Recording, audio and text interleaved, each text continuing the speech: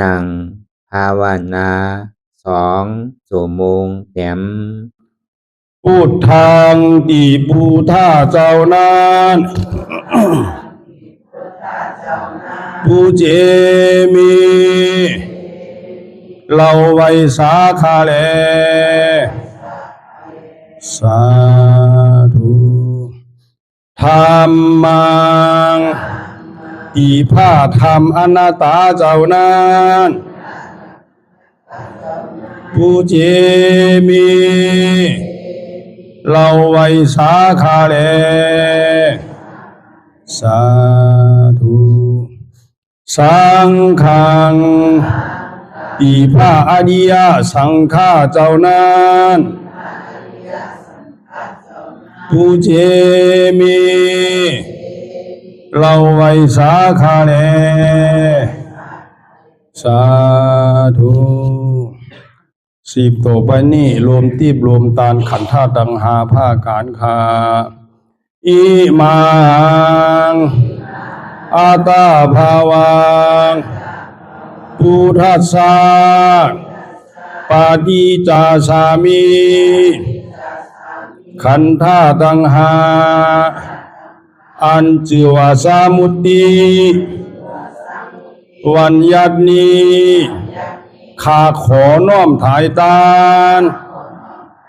คือเก่พระพุทธเจ้าข้าเล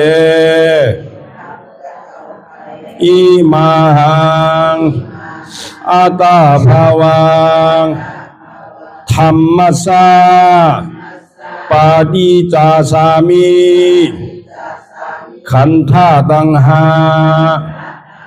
อัญจิวาสมุตติวันยัตนีข้าขอน้อมถ่ายตานคือเก่พระสาธรรมเจ้าข้าแลอิมังอาตาภาวังสังฆัสสะปาฏิจจสามิขันธาตุดังหาอัญจิวาสมุตติวันยัตนีข้าขอน้อมถ่ายตานคือเก่พระอริยสังฆาเจ้าข้าแลอธิษฐานปฏิวัติภาวนาหาหันตัดถึงอนัตตาอาหังพันเตอานิจจาวิปัสสนาทุกขาวิปัสสนาอนัตตาวิปัสสนากัมมฐานังยาจามิอาติธามิจักภาวันนาเอกธาตุจักภาวันนาวันนี้ขอหือพีติสามาธิเจ้าจุงมาวังเกิดเกคาเลอันว่ากายาลุปคานีอันกว้างศอกยาววานาคืบนิ้วเต่ามีธาตุตั้งสีจุงมาผ้ากอบรวยการจังเป็นกายาลูปนี้อาทิอิมาสมิงกายเยปะทาวิธาตุอาโภธาตุเตโชธาตุวายโยธาตุยาจามิอาติธามิ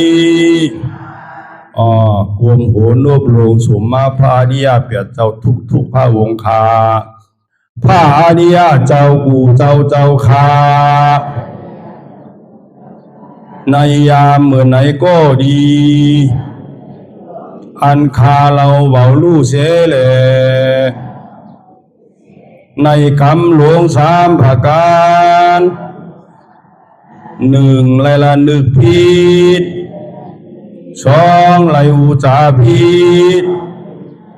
สามไลกากรรมผิด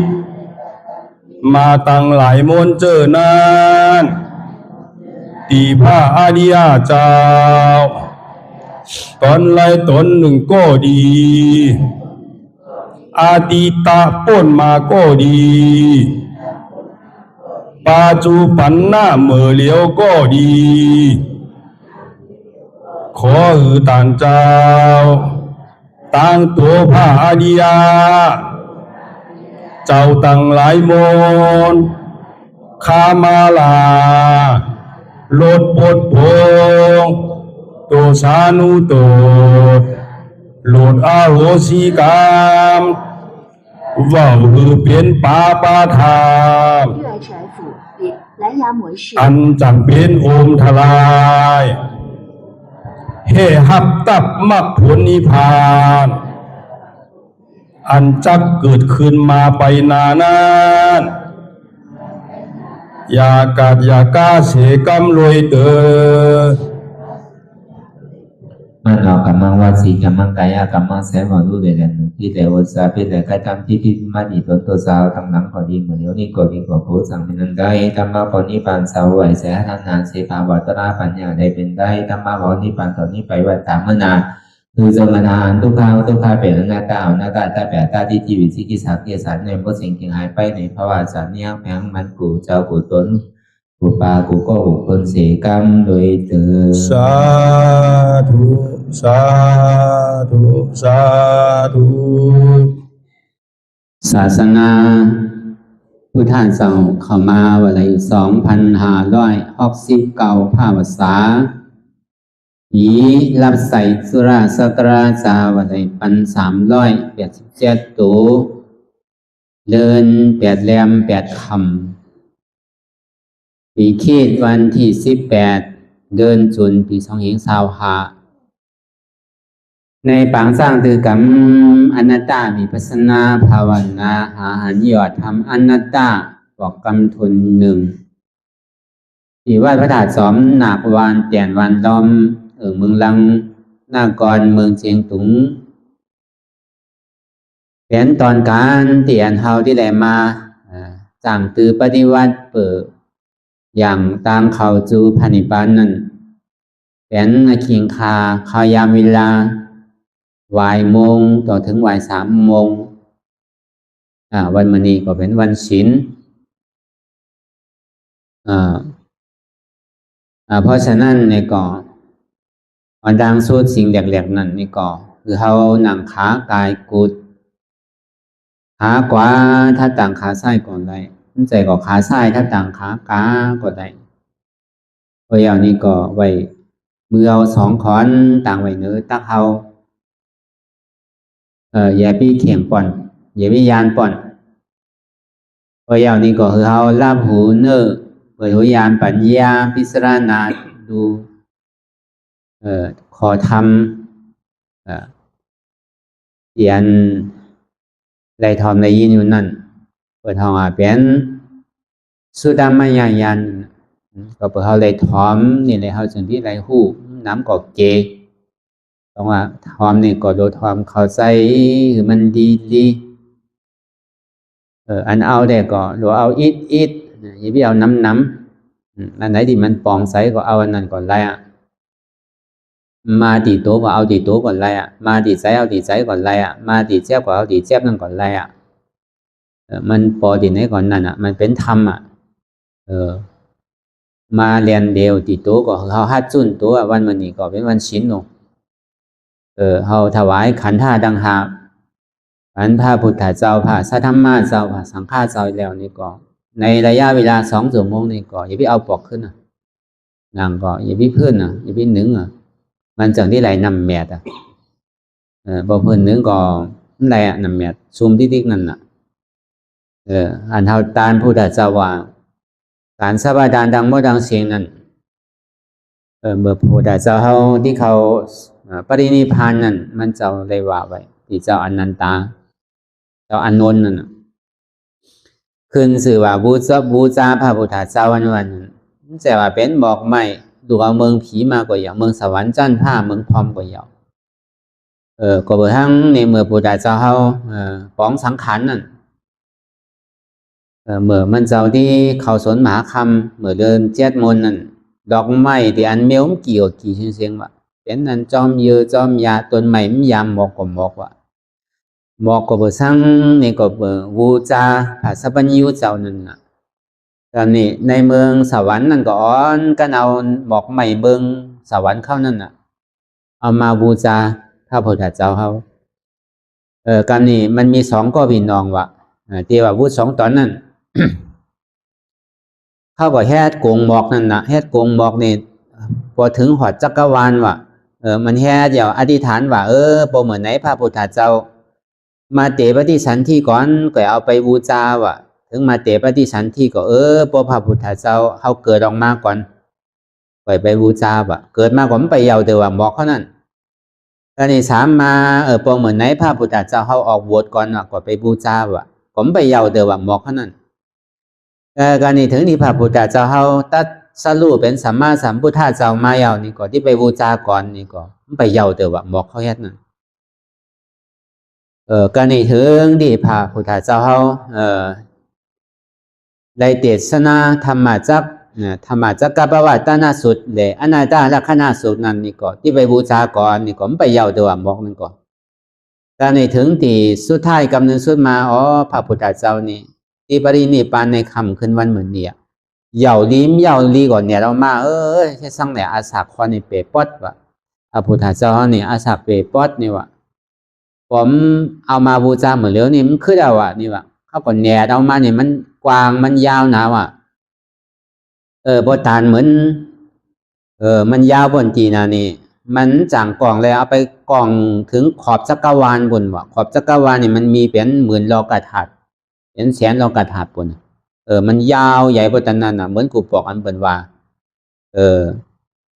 เจ้าแชมป์เมืองในยามฮอว่ามันว่าซื้อนี่เมื่อกูบอกนี่พาปีนั่นน่ะบอกว่าถึงขาวามาเนี่ยอ่อนกันเฮ็ดกลุ่มไพ่ว่ะเพื่อกับมันเฮ็ดเหมือนไหนกลุ่มไพ่มันหนีเด็กเป็นก็มันคือเปิดที่บอกว่าเป็นเฮ็ดกลุ่มไพ่ใหญ่นั่นน่ะกันนี่มันว่าพอปอกที่มาเนี่ยที่เฮ็ดถึงใหญ่ๆกันเนี่ยกันนี่พอเฮ็ดไปเฮ็ดมามันใหญ่เอาหนิมจังเอาออกว่ะก็เปลือกของมันแกบเหลมเอาออกไรวะนั่นมันที่เหมือนสินันกาเฮ็ดกองกงบอกกันก่อที่ว่าบูชาสองตอนนั่นเพราะฉะนั้นพระพุทธเจ้าว่าสิ่งที่อันมาบูชาก็นั่นจะว่าเป็นหมอกไม่เมืองผีเมืองสร้างก็ยาวที่ไหนก็ยาวมาบูชาเก้านี่ก็ไม่เคยจือว่าบูชาตัวเก้าไหนวะพอก่อนไหนแหละมาอย่างตั้งเสียนตั้งเตียนก็เลยสั่งสอนไว้นั่นเพราะว่าเสียนตั้งอริยมรรคมีองค์8นั่นเหมือนเขาแค่อยู่เหมือนเดียวนี่น่ะนังรับตายก็จุนโตจุนใจเขาดังว่าดังเสียงให้เลยถวายตาหนึ่งเก็บพระพุทธเจ้าพระสัทธรรมเจ้าพระสังฆเจ้าอันนั้นคืนจือว่าอยู่จำพระสัพพัญญูเจ้าเดี๋ยวเสียนั้นเอาดอกไม้แคมกือหางดีงามก็คือนี่ก็บูชาพระสัพพัญญูเจ้านั่นน่ะมันคืนจือว่าบูชามันเจ้าเหมือนเขาเหตุการณ์ตลายอยู่เมื่อเดี๋ยวนี่อันนี้ปองว่าเขาหันพระพุทธเจ้าอยู่ทุกเวลาวันนี้อันนี้ขึ้นชื่อว่าบูชาพระพุทธเจ้าว่ะเพราะฉะนั้นวันนี้ก็เป็นวันศีลโนเป็นเดินลอง8คำนะอันนี้ก็เขาไว้ใส่กุกกุคอนตุกภูตุกคอนนั่นน่ะไว้ใส่จุนต่างสัจจะอธิษฐานนี่ยาวก็ขันท่ารูปนามขันท่าของตูของเน่าของหมันกึมของเท่าของเปลี่ยนของตายนี่เมาปอกขึ้นยาวคาในระยะเวลา2 ชั่วโมงนี่เปลี่ยนหือก็ที่จุนคาเนี่ยไว้ใช้ที่นี่ตั้งออกตั้งใจที่นี่ก็อันนี้ก็ปองว่าบูชาพระพุทธเจ้าอันนั้นอันนี้แม่นเลิกเปิดเสียงว่าการบูชาเนี่ยอันนี้เป็นตัวพระพุทธเจ้าได้ตัดปันติได้เทศนาปันติเจ้าอนันตานั่นเจ้าอานนท์นั่นอันนี้เขาว่าที่ไปที่มาการบูชาพระพุทธเจ้าวันนั้นอันนี้บูชานี่แม่นเลิกเปิดเสียงว่าเพราะฉะนั้นนี่ก็ นี่ก็คือเฮารับตาเนอเปิดตายามปัญญาพิจารณาดูตั้งแต่สิโอต่อไปตินเนาะอันไหนที่มันพุทธบ่เกิดขึ้นเป็นมานั่นก็คือหมอวางเป็นอนัตตาเหมือนเฮามาวนถ้าตัวที่ลมถอยใจเข้าออกเข้าย่อมออกก่อมใดออกย่อมเข้าก่อมใดปองย่อมเบียบก่อมใดปอมใส่หอมเจนจานี่หอมบนดีๆนี่พอมันเจ็บเฮาไข้พื้นดีๆคนหนังรับหูรับตาเดี๋ยวมันบนสีบนหาสั่งก็ไปดีๆออดรีบอดตายก่อมใดที่ไหนปองมันจังเฮ็ดซื้อมันจังวันซื้อนี่ก็เจนจาบนตัวตั้งแต่หูถึงตีนเฮาตัวตั้งแต่ตีนถึงหูเฮาตัวมันจังวนเฮานี่ก็เฮาไปวนเปิ่นก็ได้อยู่อ๋อเปิ่นนี่ก็เท่ามากูวันตั้งเป็นก็หันเปิ่นเป็นมากูวันอันตายก็หันมาพอจอดก็ก็สันติเป็นสิเนี่ยมันจังวนตัวเจ้าเก่าได้ก็ไปวนเปิ่นกำน้ำได้ตานี่ที่ตัวเจ้าเก่านี่มันบ่ไข่ตัวมันไข่หับไรตัวกับพอไปตัวเหมือนสมอตัวอยู่อันนี้มันเป็นทุงสางของคนพอตัวลองเปิ่นใครหูลองเปิ่นอันนี้เดี๋ยวมันเป็นทุงสามคอนพวกตัวเจ้าเก่านี่มันพอไข่ตัวนั่นกำน้ำเนี่ยมันไปหันรีหันพี่เปิ่นไปน้ำนั่นตั้งพี่เจ้าเก่าสำพอหันนั่นเพราะฉะนั้นตัวเปิ่นก่อนรีตัวเฮาก่อนรีมันใจว่าตัวอันห่างรีห่างงามแกมันใจว่าตัวอันเปิ่นอยู่รีแกมันใจว่าตัวอันเปิ่นมันตายนี่มันใส่เฮาโลตัวเดี๋ยวอันเปิ่นเท่าก้าวกว่าที่ไรเท่าเปิ่นเปลี่ยนก้าวกว่าที่ไรเปลี่ยนเปิ่นตายนี่ก็ก้าวกว่าที่ไรตายมันหลอดไพ่ไรลองตั้งเท่าตั้งเปลี่ยนตั้งตายนี่ก้าวกว่าสำนี้เปลี่ยนสีนี้มันป้อนอะไรตั้งเท่าตั้งเปลี่ยนตั้งตายนี่ก็แคนเดอเสียที่มันบนสั่งโดยสั่งนั่นการที่เขาหนังรับตาภาวนานั่นพอหันสีนี้หันอาแปดเตียนเขาอะไรมาหลุมน้ำขันหานี่มันกึมมันเต่งมันเป็นทุกข้ามันว่าอะไรเป็นอนัตตาเนี่ยอันนี้มันเป็นธรรมมันจะว่าคือเขาหันลายตัวลายแต่มันจะเขาบอกว่าคือมันเป็นตามความจริงตามความเตะเบิกคอนเอานี่หัวมันดอดได้มันตึงเท่าเหมือนกันกูก่อวันนามาพอเท่ามานี่ก็ตั้งแป้นนี่ก็หูเลยตัวไพ่ใสมันนั่น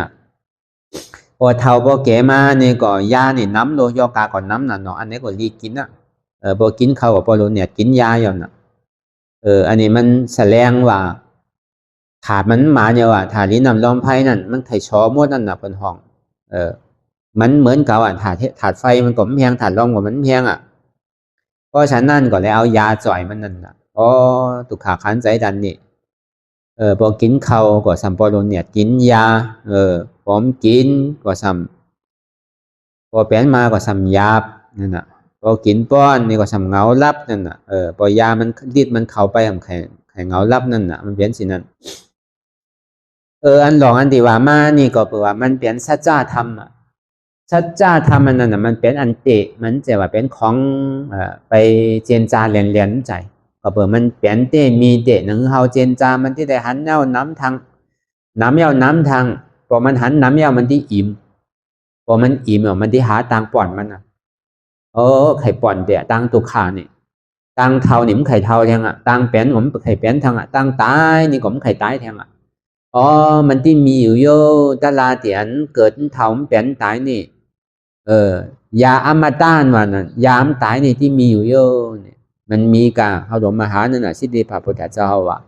อมตะมหาเนรปานนี่อมตะนี่บอกว่าเป็นยามตายว่ามหาเนรปานเนี่ยยามตายนี่เป็นนิพพานว่มันไขไรเนี่ยนะอธิเปรมเป็นสิ่งนั้นไขไรอยู่ก็ลงมาเหตุการณ์มันพอเหตุการณ์มันสิ่งที่ไรอยู่ย้อนเอาก็ไม่ได้ช่วยตองเอาก็ไม่ได้เสือเอาก็ไม่ได้โดยเหตุเอามันสิ่งที่ไรอันนั้นเฮาตัวนี่คือมันพอคู่ถึงบอกขนาดมันก็มันใจเป็นหล่องยาบสักหน่อยนั้นใจว่าโลไปทองคือมันเป็นดิกเป็นลายแหละกูมันพิษมันเปิ่งกว่ามันใจโลเลยกูพิษเปิ่งสังมันอยู่ในตัวเฮาอยู่ในใจเฮานี่กำเดียวลองตั้งเท่ากับเท่ากูเกาะลองตั้งเป็นกับเป็นกูเกาะลองตั้งที่ตายก็หัวที่ตายกูเกาะนะมีไฟที่หลอดใดดูก็เปิ่มันเป็นสัจธรรมนั่นน่ะตุกขาสัจจะในการเกิดการเท่าการเป็นการตายนี่ อันนี้มันเป็นตัวผลของทุกขาก็เปิดสร้างเป็นเหตุเขาถึงที่สาวหาเหตุมันห้องว่าตัวสมุทัยเป็นเหตุสมุทัยก็เปิดเขาติดอยู่ในอารมณ์เนี่ยอายงกรรมกงนั่นในอารมณ์ในอายตนะตั้งดอกเลยตั้งในนั่นหูที่ได้ยินเสียงติดเสียงตาที่ได้หันห่างติดห่างทุลังที่ได้อายนมติดนมนั่นน่ะชอบที่ได้อายาสาติดอายาสาติดหลอดติดชาตินั่นน่ะตัวที่ได้ตุ่มเติดติดอันภาษาตุ่มเติดนั่นใจเตียนได้ห้าพูดนั่นก็ติดนั่นน่ะเพราะว่ามันติดเสียงติดห่างติดอายนมนั่นน่ะติดตังกินติดดองอยู่ดองไว้ดองนุ่งดองย่องเจือกออกเจือกใจเนี่ยก็เพื่ออันนี้เป็นเหตุพอหอมติดเดียวนี่ก็มันจะที่วางอะไรน่ะพอที่ว่าเตก็เหตุมันเตนั่นมันเป็นตัณหารูปะตัณหากามตัณหารูปะตัณหาอรูปะตัณหาวะกามตัณหานั่นเอาตั้งแต่เมืองอบายภูมิตังสีก็เป็นกามตัณหาเมืองมนุษย์สาวนั่นนี่ก็เป็นกามตัณหาเมืองสวรรค์จันทร์ผ้าฮอกจันทร์นั่นนี่ก็เป็นกามตัณหารูปะตัณหาว่านั่นในเมืองรูปะพรหมนั่นในปฐมฌานทุติยฌานตติยฌานจตุตถฌานนั่นขึ้นก็เป็นรูปะพรหมจากนั้นอารูปะตัณหาขึ้นกว่าที่เป็นอารูปขึ้นกว่าที่เป็นสลายตนะขึ้นกว่าที่เป็นขึ้นกว่าที่ขึ้นกว่าตั้งเหนือจันทร์พอมันสูงสุดนั่นขึ้นกว่าถึงเนสัญญานาสัญญายตนะหมดนั่นถึงอายุมีอยู่80,000เสียงกำพานั่นอันนี้เป็นห้องว่าเป็นตัณหาเสียงอันนั้นเขาว่ามันไกลนี่หรอกที่ยุมผอมก็จังมีอยู่เขาหันห่างมันกันนะไปหันนันเตะมันเขาก็ติ้มไข่ยุมดังเก่าเมืองสวรรค์มีเต็มมีอันวันนั้นเมืองพรมีเต็มมีอันวันนั้นเขาก็เลยอ่านตัว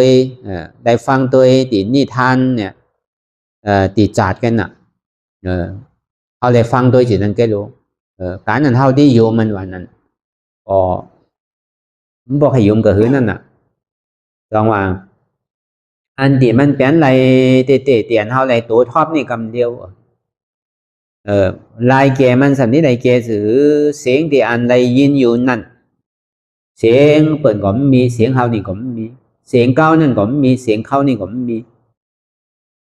เสียงนี่ก็เป็นเสียงลายๆไงเนี่ยมันมีเสียงเปิดเสียงเฮาเสียงเก้าเสียงเข้าเสียงนี่ก็เป็นเสียงไงบาดไหลเป็นอนัตตาเพราะว่ามันมายาตั้งเสียงกับเฮาว่ามาตา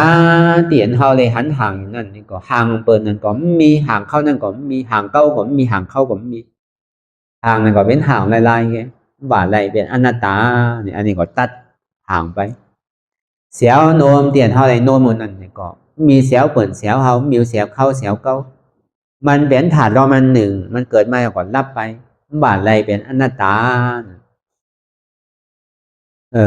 อันลองกินลองว่าเท่านั้นนี่ก็เปิดกินเมียวนั่นเท่ากินเมียวนี้เปิดกินอันนั้นเท่ากินอันนี้สินี่ก็กินเปิดโลอยู่มันใจว่าอยู่ที่ใดกินอยู่ที่ติ๊กมันใจกามีกาเยสเขาที่ติ๊กก็มันไร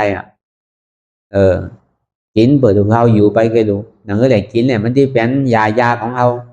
มันจะเอาใส่มันเป็นยอกาดีกว่ามันรีกินดังเก่าอันนี้พอหมอกินก็มันก็เปรี้ยวมันก็กินเลยทำนั่นน่ะอันหนุ่มอันไว้นั่นแต่ว่าที่ใดเคียงกันแหละเสื้อผ้าคนหนุ่มโคไว้ของเก้านี่มันมีกาขันอันโหเสียนโหล้านมันมันใจที่ใดมาเคียงกันสินั้นใจอันเฮาหนุ่มนั่นนี่ก็หนุ่มปนตาที่ให้ฮับตับอันจานบวยกันดังเก่าอันนี้ก็พอเฮาหมอวางไหลตัณหาทุนนี่ก็มันก็กั้นเย็นใจเดี๋ยวอะไรฮาโหนั่นทุกขาก็ลีสุขาก็ลีทุกขาก็ยาปีโกสุขาก็ยาปีโจมป่อนเปิดใจเนี่ยมันมีตัวหูลายหลอกแค่ใจนี่ก็บ่าอะไรรู้เป็นอนัตตาพอเป็นสิ่งนั้นเนี่ยก้าเย็นเนี่ยก็เปิดเขาไปเอาตืดหากมันออกก่อนเพราะว่าตืดหากมันออกยาวลองเกิดลองเท่าลองเป็นลองตายนี่ก็มันก็เกิดไปคำเดียวเกิดไปคำเดียวยาวนี่ก็ผลของนิพพานนั่นนี่ก็เกิดขึ้นมาสื่อนาตันตามันดีก็คือดังนั้นเขาว่าเพราะฉะนั้นสิ่งที่เราพิจารณาไข้คนตัวต ตั้งแต่สี่โกต่อไปตีนนั่นวันนั้นมันก็เป็นตาราเป็นธรรมอันทำมันหนังปฏิวัติธรรมกันนี่ก็เปิดว่าปฏิวัติเปิดคือหันอนัตตาธรรมนั่นน่ะมันเป็นตัวอนัตตากำเดียวอันนี้ก็คือเอาหมอวางติดตัวที่มันเกิดขึ้นเป็นอยู่พอมันมาติดใจนี่ก็เอาวางติดใจคืออะไร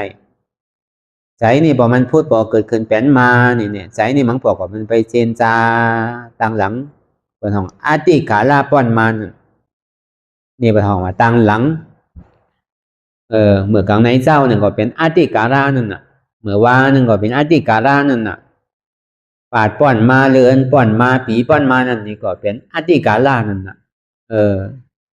การาอติกนั่นน่ะที่มันป้อนไปแล้วนั่นสิ่งที่มันป้อนไปแล้วนั่นเอาที่เอาขัดใจมาวนอยู่ก่อมันที่มีสั่งประโยชน์นาสั่งเนี่ยมันมีแต่ความตุกขะอาการเร็วมันแต่ว่าเมียนสุขาเตะเพราะฉะนั้นสิ่งเดียนเขาไปเจนจาดังหลังนั่นนี่ก็มันเป็นตุกขะไว้มันเหมือนคนตายนั่นน่ะมันเมาขึ้นไรหรือเมื่อเจ้าเมื่อว่านั่นอันนี้ก็เขาก็สำคืนสอนตัวสอนใจขึ้นนั่นน่ะตั้งหลังป้อนมานั่นนี่ก็เหมือนคนนอนรับว่าเมื่อฝึกที่ไปวนสร้างหลงเมื่อผูกที่ไปวนสร้างไปเจนจาสร้างเมื่อที่ไปวนเจนจาสร้างป่าที่มาเรือนที่มานั่นโดยเจนจาเหมือนเลี้ยวที่มันเป็นอยู่เหมือนเลี้ยวที่มันเกิดขึ้นอยู่เหมือนเลี้ยวในปัจจุบันพองยามเลี้ยวเนี่ยในปัจจุบันเหมือนเลี้ยวเนี่ยโดยตัวยันนี่ใจนี่อย่าไปกลุ่มไปไต่ไปเนื้อติ๊กนั่นก็พอเขาหมอสอนตัวสอนใจนี่ก็ตามมันที่เจนจานำไปก็มันก็เกนั่นน่ะแทนหรือมันที่ไปติ๊กเนาะมีขอบมีแลนช่างหนองใจเนี่ยตามมันที่เจนจาเกนี่ก็มันที่เขาเอาเข้าใจมานั่นน่ะคือมันตื่นอยู่กับปัจจุบันนั่นน่ะมันปอกมันหันอยู่มันก็สำไข่เจนจามไข่วนช่างเหมือนขตื้อไว้นั่นน่ะเป็นห้องว่ะก็มันบอกแคบนั่นก็เหมือนคนตาบอดว่านั่น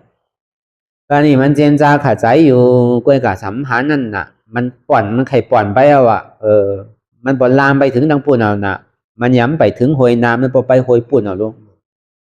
หวยนาเป็นหือมีสือพอย้ำไปถึงลงมันบอกไปเจนจาหวยดังปุ่นเอาน่ะอันนี้มันก็สัมปป่วนป่อนตีป่อนตังไปก็สัมลีนังกาวะผมหันก่อน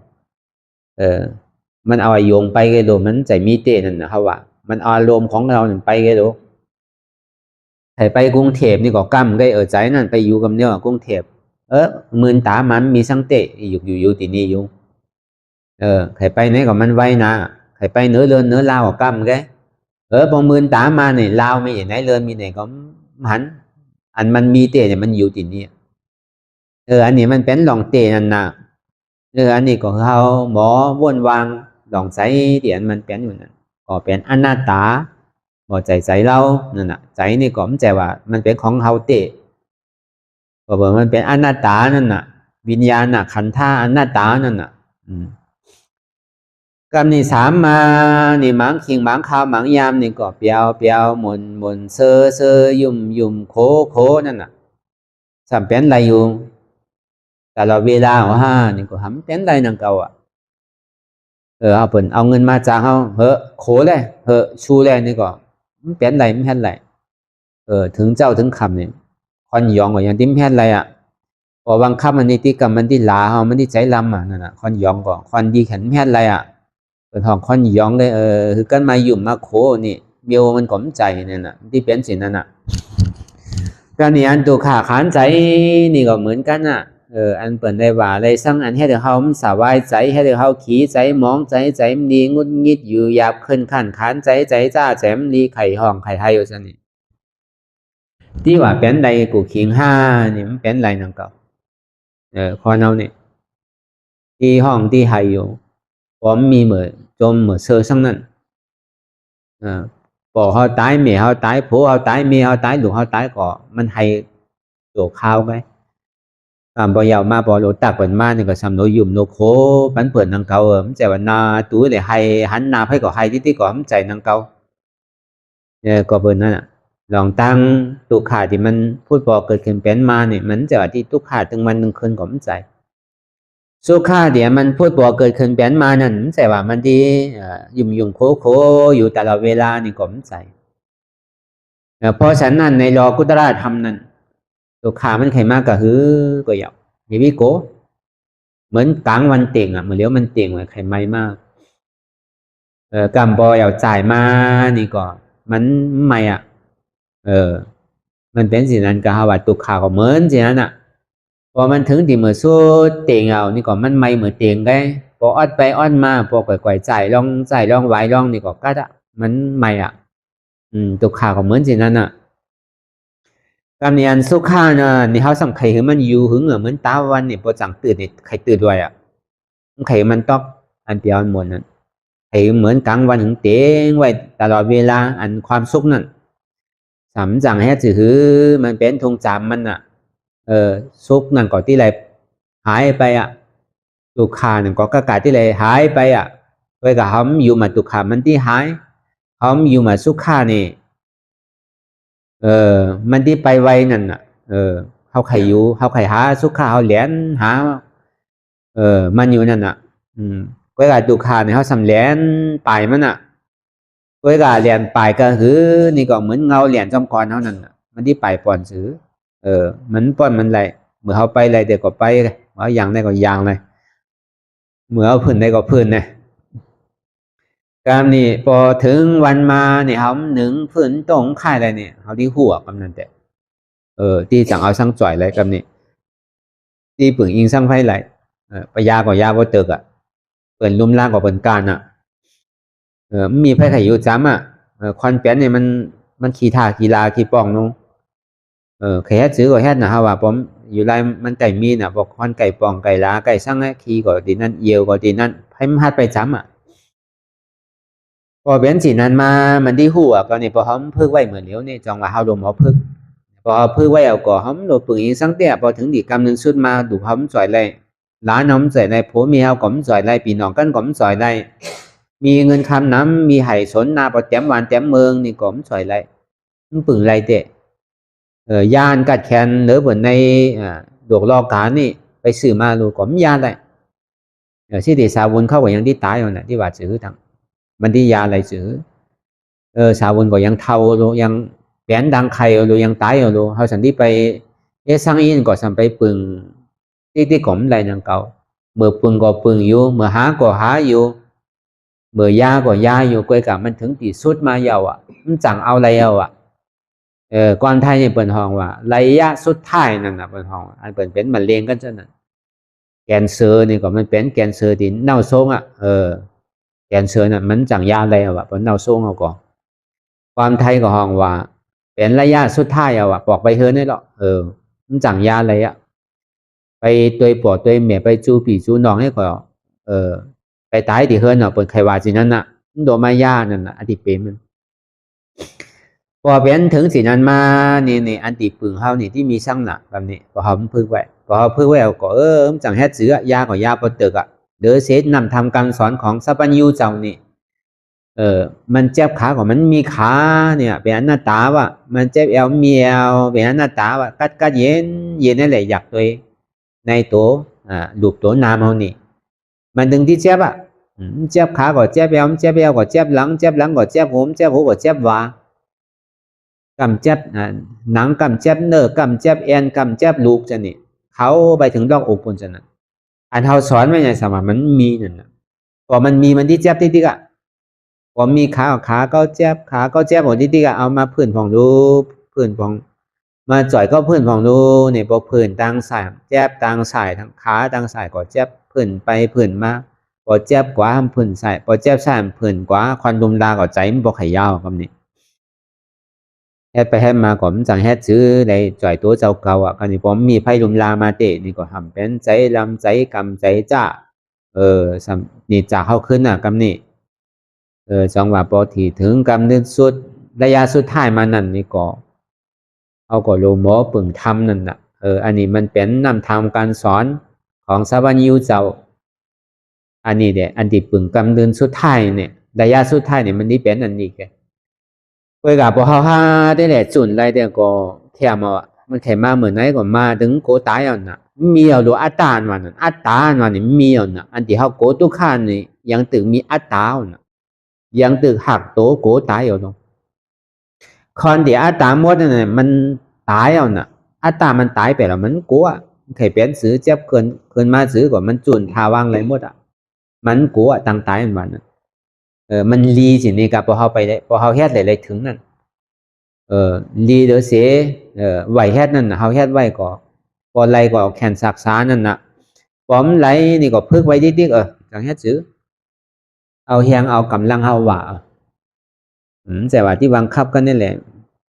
เฮ็ดไรแต่ก็มันบานนำเก่าตัวก้อยกะอันว่าอดีปีมันนั่นก็ใครหูหันปองว่าพอเขาออดใดมันก็ลีนั่นน่ะพอถึงไรนี่ก็มันก็ช้านั่นน่ะผมไปถึงเตออันวันน่ะมันเหมือนอาขากี่พองไว้ที่ไปก็มไปที่ถอยนี่ก็มถอยให้ไปให้มาปักคิดตัวคลองนั่นน่ะเป็นสิ่งนั้นกับพอที่ไปก็ไปคือมันถึงไรอย่าไปถอยนั่นน่ะพอให้การตลาก็เป็นสิ่งนั้นอย่าไปปอกขึ้นตั้งหลังอันนี้เนี่ยมันจะดิ้มซุ่มผมเปลี่ยนสิ่งนั้นนี่มันซุ่มดิ๊กอาขากี่พองนี่ก็ปักคิดตัวดิ๊กกันน่ะจังหวะอันการเอามาพึกในวิปัสสนากรรมฐานนี่ก็เปิดพึกโตพึกใจพึกระยะสุดท้ายนั่นนั่นคือเดี๋ยวเขาที่หมอปล่อยโตปล่อยใจอะไรนั่นก็เปิดอัตตาที่นี่มันก็ยึดยับกับมันไว้ว่าเป็นหัวเขาจะเป็นขาจะเป็นโกนจะเป็นเอวจะเป็นหลังจะเป็นว่าจะเป็นหัวจะใจเขาที่ขาแต่เขานี่จะนาเนี่ยอันจะเนี่ยเป็นตัวเก้าจริงๆเป็นตัวอัตตาจริงๆอันนั้นเราเอาออกเราเพื่อเอาออกอะไรโหเจ็บโหมีเจ็บนี่มีเป็นทุกข้าว่าอะไรเป็นอนัตตาเอวเจ็บเอวนั้นมีเจ็บนี่มีเป็นทุกข้าหวานอะไรอนัตตาขาขึ้นขานี่ก็มีอันขึ้นนี่เป็นทุกข้านี่ว่าอะไรเป็นอนัตตาโหเจ็บโหนี่มีเจ็บนี่เป็นทุกข้าว่าอะไรอนัตตาใจที่พุทธิขาดใจนี่ก็มีอันที่พุทธิขาดอันมันเจ็บมันเสียบเอานี่เป็นทุกข้าว่าอะไรเป็นอนัตตาเกาเจ็บเกาเสียบเกาไม่เกานี่ก็มีอันเจ็บแกนนี่เป็นทุกข้ามีว่าอะไรอนัตตาเจ็บตั้งหมดตั้งเสียนี่มีไพ่ตาที่ขึ้นเกาเจ็บอันเดียวหูอยู่เหมือนเดี๋ยวนี่ก็มีเป็นอนัตตาเฮ็ดสิ่งนี้ไปยิ่งที่เกิดหรือเสียนี่เมียงทางก็เป็นไข่เป็นหนาวมาเด็กก็มันก็ปั้นอยู่อันนี้ก็จังหวัดต่างนอกนี่อย่าไปไข่ใจเจียนจาซังพอมันเจ็บมาแต่มันหันไพ่รับสิ่งพิษมันนี่มาดิอันเจ็บนี่เชียงมาดิดูดดิน้ำนี่เชียง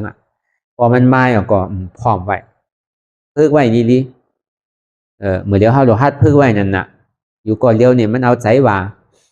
จอมใจมันพอมาแค่จอมกันเนี่ยก็หมอหูหมออายเปิ่นหมอเยืองเปิ่นน่ะเนาะเปิ่นเพื่อนก็ความเพื่อนกว่าพอมาว่าเก้าเท่าดูเหอะมาหันเปิ่นมาสำเท่าแล้วเก้าเนี่ยเปิ่นมาเฮ็ดการตลาดเปิ่นก็สำเฮ็ดไรรุ่นนี้เก้านี่เท่าเป็นลายรุ่นนี้มันคืออะสินี้แต่ผมหมอเยืองเปิ่นแต่เก้านี่แก๊กนะเก้านี่ยามนะเปิ่นก็เป็นยอการน้ำเหลือเก้าเปิ่นก็ยังเท่าเหลือเก้าเปิ่นยังเฮ็ดไรอยู่มันก็เป๋ตัวเป๋ใสนั่นน่ะก็มาตัวเนี่ยเดียวว่าคอนหนุ่มเฮาหนุ่มนี่เฮาเฮ็ดพอมาตัวแต่เจ้าสังอ่อนเป็นยังเฮ็ดอยู่เมื่อก่อนเป็นยังหนังตาลายอยู่เมื่อก่อนเก้านี่พอก็ก็ยังหูจักหนังตาลาเมื่อตึกเป็นผ้าอ่อนเนี่ยตึกเหรียญไปในไห่ในสวนในนาไปหาก็หาเขียดอยู่ใกล้รูในหูจักพลาตาลาสังโลนี่อันนี้ก็เป็นยังเฮ็ดอยู่เนาะมันก็เป็นอันเตียนเฮาเป้ออกเป้ใสนั่นน่ะพอบอกว่าเป็นย้อมเก้านี่ย้อมป้อนน้ำไข่เฮ็ดพอย้อมเนี่ยมันเจ็บเนี่ยมาตัวอันเป็นย้อมเนื้อเขาก็สามีนางเก่ามันก็สมัครเก้าในปีนะวะพอมันหนังนี่เจ็บเนี่ยก็เนี่ยเป็นปีแล้วก็ว่าสามีนางเก่าไปถามกันตัวช่วยย้อมนี่มันเจ็บเนี่ยแขนเจ็บว่าย้อมเนี่ยก็บอกซังมีลูกน้ำนั่นเนาะเจ็บนางเก่าควันย้อมก็ควันปีนั่นโดเขาปีเดี๋ยวเขาหนาเนี่ยเขาถึงดุถึงเอ็นโยอยู่ไรหนังขามหึงอะไรนั่นพอไปถามเขาสำเจ็บนางเก่าควันปีก็เจ็บควันย้อมก็เจ็บผู้หญิงก็เจ็บ ผู้ชายก็เจ็บตู่ผ่าเขาก็เจ็บอันนั้นเวลาเขามีตังอ้อนนั่นน่ะก็พึ่งกันมาลูกการลูกตีไกลไปตียาวมาสามารถเปลี่ยนนี้เปิดนี่ก็มันลีนั่นเนาะเขาหนุ่มพาเหลืองนี่ก็สำลีโก้เลยหนุ่มโคกันน่ะก็บอกสินมันน้ำเลยควันเฮินโนสำที่ให้ตัวอย่างเหมือนดีดุกนึงพื้นตรงๆที่อายเหมือนนังเกาสำกินข้าวไล่เหมือนเนี่ยเนาะมันจังแค่จังหาเหมือนปองเนี่ยเอาเข้าลงปองเนี่ยเอาเข้านี่ยังแค่หาน่ะอันเป็นตุบาสังฆานี่ปอมแค่การจีนี่ทุกนีวะนี่ทุกนีศรัทธาวะการปริยัติก่อมสอนปฏิวัติก่อมจ้างเนี่ยทุกนีวะกินนอนปอมย้อนศรัทธานั่นน่ะพอศรัทธาปันสวัสดิ์ศรัทธาแก๊กนั่นน่ะตัวเจ้าเก่าแก๊กหันวะตาตันสูงตาหมดกอดคอกันตอกลุกวะศรัทธาของสมัยย้อนนิพพานนั่นน่ะตู่เจ้ากับสมาปันนิพพานนั่นน่ะคือบอกแมวศรัทธาเข้าในนิพพานเนี่ยน่ะสาธุขาเข้าในนิพพานเสียกรรมวะนิพพานสัมที่เฮ็ดจื้อไปคาเจ้าเนี่ยเขาตอบอะไรนั่นไปถามตัวมันจังเฮ็ดจื้อเป็นหัวตันติกนั่นน่ะความหมายหัวน้ามาเลยตันติกนั่นน่ะมูซังจังหวะตาตันจุงตาหมดกอดคอกันตอกลุกวะมันจังเป็นสิ่งนั้นไปนั่นน่ะอยู่ไรมันมีติดขอติย้อนเอาเป็นตู้ผ้านี่ก็ผมหมออยู่ก็เป็นเพเป็นไพ่เตะนั่งเก่าอยู่จอมศีลจอมธรรมนี่ก็ต้องนาลายจำหมอนาลายนาวะก็เบอร์ทั้งนี่มันแค่ต่างกาต่างขายน่ะอยู่วัดกันน่ะซ้ำอันเปิดแค่เปิดขายเปิดกาหเป็นศรัทธาโลเปิดสัมหามาเลยว่าเลยแห้งโลเขาสัมเฮ็ดหมาสังหนาการปฏิวัติของปฏิวัติน่ะการศาสนาพระพุทธเจ้านี่มันมี2เลยน่ะขันธาทุล่าเนี่ยวิปัสสนาทุล่าวะขันธาทุล่านั่นที่ได้เห็นเอาปริยัติวะในธรรมปิฎก3กองเนี่ยที่ได้เห็นเอาวะอย่าไปอยู่เบาขินวางวะอยู่แหลมหมอนำหมอทำก่อนไรวะนั่นทงนี้วะมันใจก็2มาเนี่ยวนเจ้าตุภาโดยปฏิวัติเนี่ยเปิดห้องวิปัสสนาทุล่าวะอันนี้นี่กึ่งเถิกในกินอยู่วะเขาเนี่ยมันซุ่มลายวะนี่อันอ่อนโจนมาเนี่ยเขาซุ่มลายให้ก้อนนี่เขากึ่งเถิกในกินอยู่เนี่ยพอเขาแม่พอเขาข้านเนี่ยก็ซุ่มอย่างเก่าเขาถูกเนี่ยโดยกับพอถึงขิงมันมานี่ก็มันหนังเหมือนกันนั่นน่ะเนาะเขาโดยเป็นตัวอย่างดีๆเปิ่นนั่นเขาเป็นตุภาสังฆาเนี่ยมันใจมีดีย้อนเนี่ยพอตุภามปันเนี่ยมันไรมันใจมันมีดีพยาธิกว่ามันไรเพราะว่ามันปันเอาในกองของหูกองของสัมหันโนตาตันจุงตาบอดนั่นน่ะกอดคอกันตอกลุกนั่นน่ะนี่ปานดังอยู่ดังออกสมาไปดังตอกนั่นน่ะ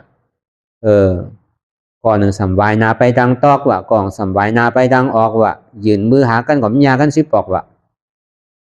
เหมือนนางมักเหมือนนางลิงไหลมาเป่าว่ะมันจังอยากกินว่ะนี่ปานนั่นเหมือนนางเมียวเนี่ยไหลปลาแอบว่ะปลากับว่ะคำจังอยากกินนางเก่าวันนั้นมันเป็นสิ่งนั้นน่ะนี่ปานเป็นสื่อที่ได้ไปเส้นตั้งสื่อนี่ก็หำหู้โลสัมที่เอาที่ไหนมาสอนนั่นก็สัมดีโกนางเก่าผมมีศีลมีธรรมอยู่ในปริยัติมีอยู่ในปฏิปตินี่ก็ถูกนีศรัทธาพอมากินจังไปนาลายนั่นน่ะพอมาดูมาตานี่ก็ปองว่าข้าเขาได้เป็นคนเหตุการณ์เหตุการณ์เหตุขายเหตุไห่เหตุสนเหตุนาเฮ็ดมาจอมหวาจอมแหงก็เพื่อว่าข้าเขาที่ใกล้มาว่าเด็กๆผมเป็นใดหึงข้าเขาที่มาดู1 ปอก 1 กำเพราะฉะนั้นพอที่ไปนาลายไปอัปยภูมิดังสีนั้นข้าเขาก็ติ้มตันไปนางเด็กจะเขาตั้งตัวเลยไปหรอเนี่ยใครว่าสิ่งนั้นว่านั่นพอเขาไปดูพอเขาอยู่จอมศีลจอมธรรมก็พิษว่ะดีโก้นางเก่าเขาก็อย่าพี่มันเป็นความพิษนั่นน่ะอยู่ไล่แหล่ในการสร้างตือกรรมปฏิวัตินั่นนี่ก็มันก็เป็นภาคเปิงของวิปัสสนานั่นน่ะอยู่ไล่แหล่หนังสือแหล่มันติ้มพิษเปิงแค่สร้างไปนี่ก็เขาก็อ่อนกันมาเหตุการณ์ศาสนาตุภาสังฆานี่ก็คืออยู่ในศีลในธรรมพอยังตื่นเรียกตื่นอ่อนโดยอย่ามันไปใจตราย้ำไปปานี่ก็เราเอาไปสอนดิกสอนธรรมเพราะว่าใจปานี่ก็ดูปฏิวัติติ๊กๆที่เตะมันก็มันใจดูสังนะพอเขาตึกเด็กตึกหนุ่มตึกกำนั่นเด็กก็มันดูพื้นไว้เหมือนเด็กพอมันพื้นไว้เหมือนเด็กเนี่ยแค่สังอินก็ไรนั่นแค่นักก็มันไรที่คือสอนดิกเตะก็สำคัญจะนี่อยู่ว่ากินวางไปสินี่ดิกไล่สังก็หมอเป็นปี2 ปีก็หมอสุดนำสุดทำจะนี่ มันก็มธุระสังวันน่ะจังว่าพอหักลุกนั่นอย่าไปหืออยู่จ้ำที่ในเปิ่นสอนเด็กสอนลายกัดแขนน่ะ2ใบติ๊กๆอ่ะพอที่เขาเฮ็ดตลาดเขาตึกเด็กตึกอ่อนก็เขาก็ติ้มปาดใส่อยู่2ไปอยู่วานเปิ่งเมืองเปิ่นคือลืมไป4-5 ปี10ปีก่อนน่ะมันจะติดลีลูกอ่อนเนี่ยพอเอาใช้ว่านี่มันได้อยู่ได้แหละอันนี้ก็สำเป็นที่เฮาถูกที่ฮู้ถูกที่หันไว้อันจ้าเฮามีลูกมีหลานนั่นเฮอได้เฮาที่สืบศาสนาพุทธะเจ้าไปนั่นเดี๋ยวมันหายามน่ะดูภาสังฆาก่อนพอได้จางเฮานั่นน่ะ1 เดือนเฮือนไหนก็ฮือได้จางเฮานั่นน่ะผมจางก็สำมีเตนน่ะวัดก็ห่างลีห่างงามใหญ่ๆหลวงๆกุฏิโลวันเมืองเฮานี่ดูภาสังฆามันมีน่ะผมได้เงินได้สังของเขาไข่อยู่อ่ะเขาเราอยู่ที่อันไกลได้เงินกันมันก็เป็นสินั้นไปที่นี่จังว่าก่อยอยู่ก่อยหายไปลอยๆอ่ะดูภาอันติเห็นปริยัติเนี่ยสังปฏิวัตินั่นเนี่ยสังนี่จังว่ามันหาหยาบเตะมันทอบได้หยาบเตะเพราะฉะนั้นสิ่งที่อันเรามาปฏิวัติในวิปัสสนากรรมฐานนี่ก็เราปาออกปาใสเหมือนนังว่ามาเมื่อเจ้าคือเขาทัดสางตัวในตัวในใจในเวทนาของเขาเนี่ยคือเขาพอจุนพอพาประวังไหลคือเขาอธิษฐานนี่ก็ถวายตาหนึ่งพระพุทธพระธรรมพระสังฆาเหยาในวันมื้อนี้ก็เป็นวันศีลเหยานะเฮ้ยแต่อธิษฐานน่ะเขาติ้มเปิ่งสุดติ้มดุมก้อยนั่นนี่ก็เขาก็ที่ได้คาดใจอยากตัวตั้งแต่ชิโกต่อไปติ้นนั่นน่ะปฐมธรรมมีนี่ก็คือเขาพอหันนั่นน่ะทำมันวันนั้น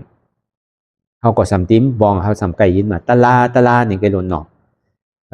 จังปฏิวัติกรรมฐานเนี่ยน่ะกรรมฐานเนี่ยเป็นการว่าวิปัสสนาเนี่ยเป็นการปัญญาว่าวิปัสสนาวันสมาธิเนี่ยเป็นการสมาธิเป็นการสมาธิเป็นแค่ตัวนิ่มใจนิ่มแกว่ากรรมะว่าเนี่ยมันเป็นการนะวิปัสสนาเนี่ยเป็นการปัญญาว่ะสมาธิกรรมฐานเนี่ยสัมเป็นการได้สมาธิว่ะเป็นสมาธิว่ะอันทำไมให้การพยายามเหมือนเดี๋ยวนี่ประทองว่าการวิปัสสนาเนี่ยประทองว่าวิปัสสนากรรมฐานมันสัมปีนผลนั่นน่ะกรรมปาลีเนี่ยโหที่ได้มาให้ตังนาที่ได้ให้ตังโหนั่นน่ะวิปัสสนาเนี่ยมันเป็นปัญญานั่นน่ะกรรมฐานเนี่ยการตาที่หาปัญญานั่นน่ะตาที่ตัด8กิเลสนั่นมันเป็นปัญญาเป็นการวิปัสสนาจังว่าธรรมมีนี่ก็คือเอาพอหันน่ะธรรมมันว่าเนี่ยเป็นอนัตตานั่นน่ะธรรมหาตัวในตัวในใจเขาเนี่ยหาคือมันหันอนัตตาหาติตัวก็คือมันหันอนัตตาหาติใจนั่นก็คือมันหันอนัตตาหาติเจ็บนั่นก็คือมันหันอนัตตาเป็นสองที่ว่าหาอนัตตาหันอนัตตาตัดอัตตาถึงไปเป็นติอมตะนั่นจังหวะเขามาหนังนี่ก็เขาก็วนนะเฮือน้ำยาวน้ำแทงน้ำเอาน้ำแทงเหือบริหารอนัตตา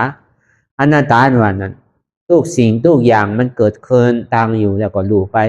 ทุกข้านั่นนี่ก็เกิดขึ้นตั้งอยู่แล้วก็ดูไปสุขานั่นนี่ก็เกิดขึ้นตั้งอยู่แล้วก็ดูไปอันเจ็บนั่นนี่ก็เกิดขึ้นตั้งอยู่แล้วก็ดูไปอันนี้เป็นสภาวะของอนัตตามันอยู่มันกึมมันอยู่เป็นตีเป็นตังมันเกิดแล้วตังแล้วก็รู้เกิดแล้วก็ตั้งแล้วก็ดูเป็นสิ่งนี้ไปที่เกิดจังหวะธรรมมีนี่เฮาบ่หันทุกข้าทำใจนี่ก็เฮาบ่ฮู้ว่าทุกข้านี่เป็นอนัตตาธรรมมีหันเจ็บหันว่าเจ็บนี่เป็นอนัตตาเนี่ยปฏิบัติแต่ทำมือหันเจ็บนี่เป็นอนัตตานั่นเจ็บนี่มันจะเป็นเจ็บเฮาเป็นอนัตตามันบาอะไรมันไข่เจ็บก็เจ็บแต่ว่ามันที่มีเป็นคือเป็นศอกเป็นวาเป็นลักใจมันเจ็บแล้วก็หายเจ็บแล้วก็หายกำเสียบแล้วก็หายกำแกนก็หายนั่นน่ะจังหวะเจ็บนี่มันจะว่าที่มีเป็นลักอย่าไปกลัวมันที่มีเป็นลักใจทำมีหันเจ็บแกนตรงตอดเน็ดสันไหวคมไตไม่กัดอ่อนแข็งสู้ตุ่มซับใหญ่จืมหยอดอย่าก็เกิดดับอันนี้ที่ได้หันอันนี้พอมันหันมายาวนี่ก็พอมันมาเจ็บนี่ก็มันใจเก้าอนัตตาแกนนี่ก็มันใจเก้าอนัตตาตรงนี่ก็มันใจเก้าอนัตตาตอดนี่ก็มันใจเก้าอนัตตาเนียดก็มันใจเก้าเป็นอนัตตาซานนี่ก็มันใจเก้าเป็นอนัตตา สันนี่ก็มันใจเก้าเป็นอนัตตาไว้คอนอยู่นี่ก็มันใจเก้าอนัตตานักนี่ก็มันใจเก้าอนัตตาแกนนี่ก็มันใจเก้าอนัตตาแข็งนี่ก็มันใจเก้าอนัตตาเว้านี่ก็มันใจเก้าอนัตตาโอนนี่ก็มันใจเก้าอนัตตาไม่นี่ก็มันใจเก้าอนัตตากัดนี่ก็มันใจเก้าอนัตตาอุ่นนี่ก็มันใจเก้าอนัตตาหนาวนี่ก็มันใจเก้าอนัตตาจับนี่ก็มันใจเก้าอนัตตายายนี่ก็มันใจเก้าอนัตตาจึมนี่ก็มันใจเก้าอนัตตายายจึมยอดนี่ก็มันใจเก้าอนัตตาเกิดนี่ก็มันใจเก้าอนัตตารับนี่ก็มันใจเก้าอนัตตาแท้จริงนี่ปฏิติทำมีหารทำใจหูนี่มันใจหยาบสังวนนั้นมันเกิดขึ้นมาอันเจี๊ยบอันแฉบนี่ก็วางไปอนัตตาที่เกิดมันไปหยาบสังเดียไหนอันนี้ก็คือเฮาอ้วนเจนจายาวๆข้าวยามึงหึงอย่าไปว่าไวอย่าไปว่าเทิงเตียนเฮาหันเตียนเฮาอ้วนเจนจาน่ะถึงพอเพียงกันอ้วนเจนจาต่อถึงเจี๊ยบนั่นพอสุดอ้วนเจนจาต่อถึงทุกขานั่นพอสุดตัดต่อถึงอัตตานั่นพอตกพุทธขาดไปอันไหนเตียมันพุทธบ่เกิดขึ้นแปลนมานั่นนี่ก็คือเอาหมอวางแปลนอนัตตาไหล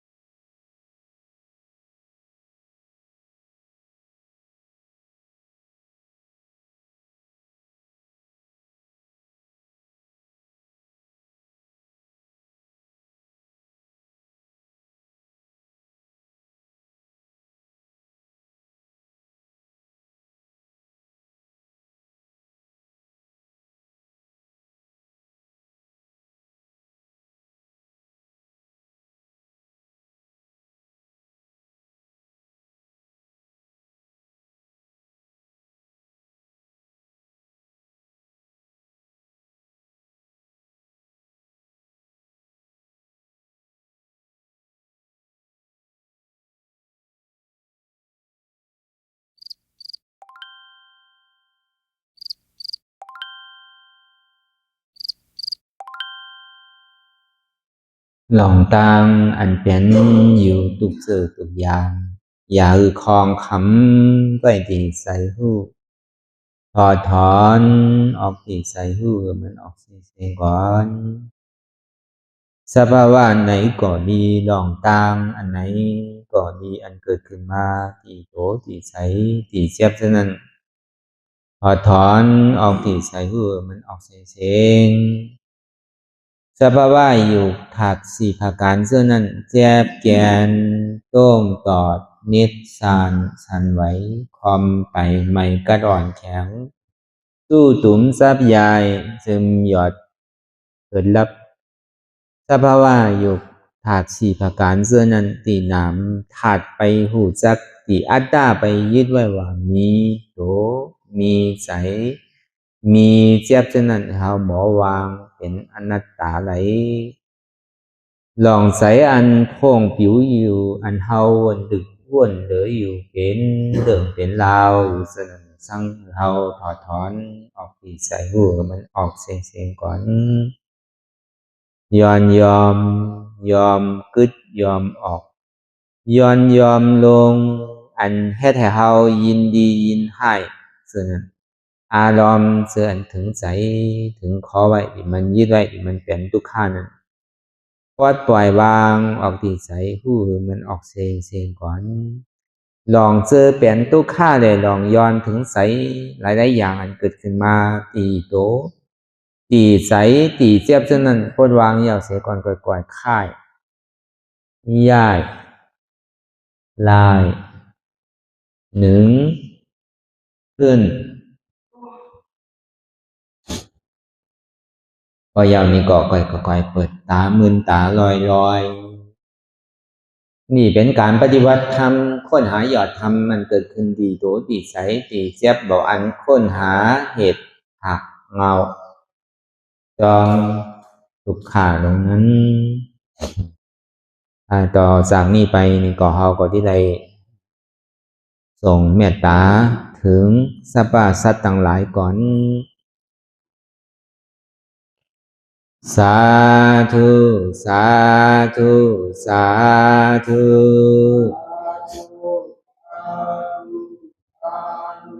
ผู้ฆ่าต่างหลายขอเชิญเอาอย่างเทศนาวุญที่ผู้ฆ่าต่างหลาย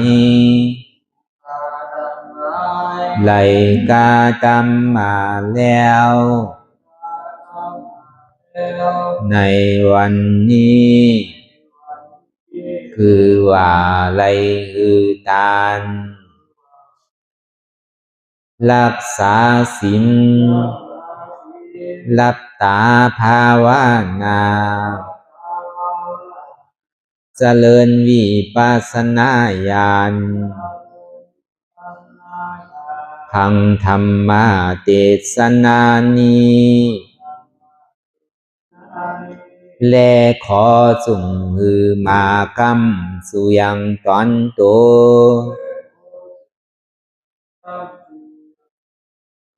แห่งผู้ฆ่าตั้งหลายมนคือไล่ลาบความสุขและความเจริญงอกงามและขอหือเจียวดอดเวียงแก้วยอดอมาตามหาเนรปาน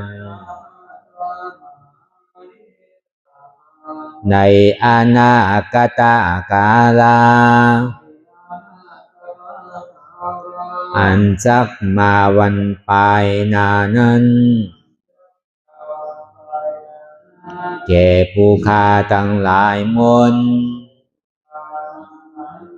ทุกตอนทุกองทุกผู้ทุกคนและเตือแทงผ้ากันหนึ่งผู้ฆ่าทั้งหลายมน ขออุทิศนาบุญทั้งหลายมวลผุงนี้ไปแผ่พายถึงเทวาวุตเทวาดาพญาอินทร์พญาพรหมพญายมมาราชพูดหนักน้ำไอโซนนางธรณีและสรรพสัตว์ทั้งหลายและหมู่ชยาข้าคุณทั้งหลายมวลอันไหลอานิสากรรมไปสู่ปลาโลกปลายนานั้นขอส่งโจรกันมาสาธุอนุโมทนาจอมจุนยินดีแล้วคือไรโจรกันป้อนจากทุกข์ถึงสุขทุกโตสัตว์เลเตอสาธุสาธุสาธุอิตังมิปุญญังอาสวะคายังนิพพานังวะหังโหนตุมาปุญญาภากังสเปสัตตานังสมาลาพันตุอิตังมิปุญญังอันเราขาไหลมาถือกรรมปฏิบัติวิปัสสนาภาวนาอาหันยอดธรรมอานาตานีอาสวะคายังเป็นนันผาทรัพย์ตัดเปียดอาสวะสี่ภากันเสียแล้วเนี่ยนิพพานังติพานิพพานันผลตุคือไรถึงเสกรรมขามาปุญญังภากังขอนดีอันคาได้มานังวิปัสสนาภาวนาส่องยืนปันสเปสัตตานังแต่เอาป่อแม่พี่น้องญาติกาผู้ว่าอุปาสัยอาจารย์ครูสลาสั่งสอนมิตรเสี่ยวสหายและสรรพสัตว์ทั้งหลายมวลสมาลาพันตุคือไลลาบานีสองผ่อนบุญกับลอยผู้คาทั้งหลายมวลเสกรรมลอยเติมสาธุสาธุสาธุอิมังดานากัมมังนิปานาปัสสายโยนตุโนนิสังอิมังศีลากัมมังนิปานาปัสสายโยนตุโนนิสังอิมังภาวันนากัมมังนิปานาปัสสายโยนตุโนนิสังยังกินจีกุสาดังกัมมังกาตาปังกัมมังสาเปหิกาเตหิ คาตังปุญญังโนอานุโมดันตุสุนันตุพุนตุเยเจวะอัสสามิงทาเนอาทิกัตตาติขายุกาสัตตาหนตุสัพพะสัตตานังสุขิยาตานังปานิหารันตุมาตาปิตาสุขิตาหนตุทุกขาปามุสันตุสัพเพยาติกาสุขิตาหนตุทุกขาปาสันตุสัพเพอายาติกาสุขิตาหนตุทุกขาปามุสันตุสัพเพปิสาสัพเพยัคฆาสัพเพเปตาสุขิตาหนตุทุกขาปามุสันตุสัพเพนัคขตาสุขิตาหนตุทุกขาปามุสันตุสัพเพเทวาสุขิตาหนตุทุกขาปามุสันตุสัพเพอาจาริยุอุปัชฌายาสุขิตาหนตุทุกขาปามุสันตุสัพพะสัมปาทินังสามิสันตุวันตามิพุทธังสัพพังเมโตสังฆามาทาเมพันเตวันตามิธัมมังสัพพะเมโตสังฆามาทาเมพันเตวันตามิสังฆังสัพพังเมโตสังฆามาทาเมพันเตวันตามิอุปัสสะอาจาริเยสัพพังเมโตสังฆามาทาเมพันเตวันตามิกัมมาฐานังสัพพังเมโตสังฆามาทาเมพันเตวันตามิอาลาเมพัทธาสีมายังสัพพังเมโตสังฆามาทาเมพันเตวันตามิเสติยังสัพพังสัพพะทาเนสุปฏิทิตาสาริลาธาตุมหาโพธิงพุทธาลูปังสักกาลังสัตตานากาโลเกเทวาโลเกพัมมาโลเกสุมพุติเปลังกาติเปสาริลาธาตุโย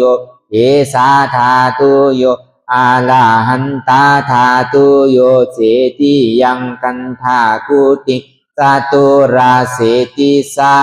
เสธัมมาคันเทสะเปสังปาตาเสติยังอังวันตามิสัพพะโสสาธุสาธุสาธุ